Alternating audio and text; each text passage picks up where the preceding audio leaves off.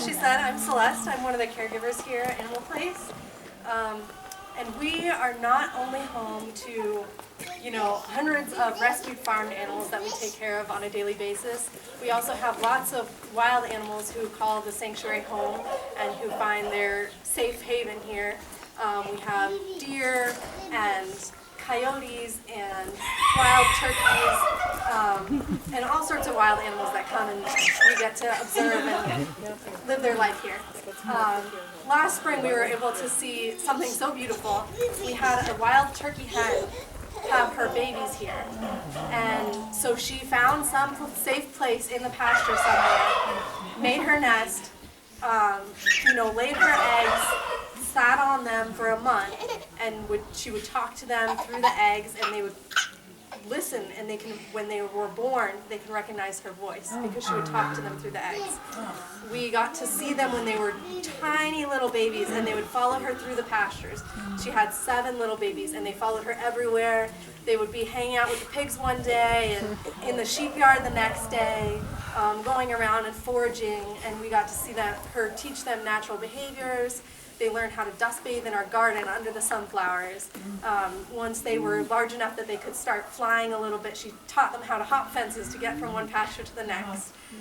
We were able to see, all of these things in this wonderful relationship, and they grew up, and we saw them get, almost as big as her by the end of last summer, and it was such a beautiful thing to see. Just, all her nurturing instincts were going to her babies, and she was teaching them how to live and thrive in their perfect natural environment.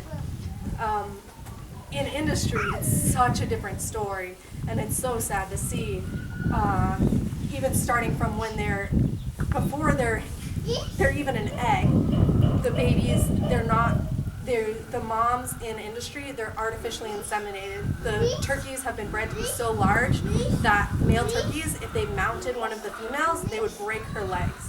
They cannot naturally reproduce. Their bodies can't handle it.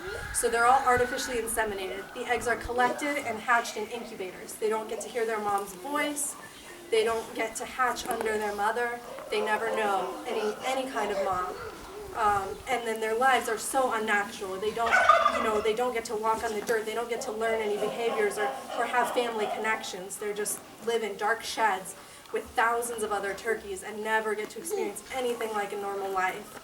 And even the rescue turkeys we have here, they have a beautiful life. They get to go outside, they get to do their normal behaviors, but none of them ever knew their mom.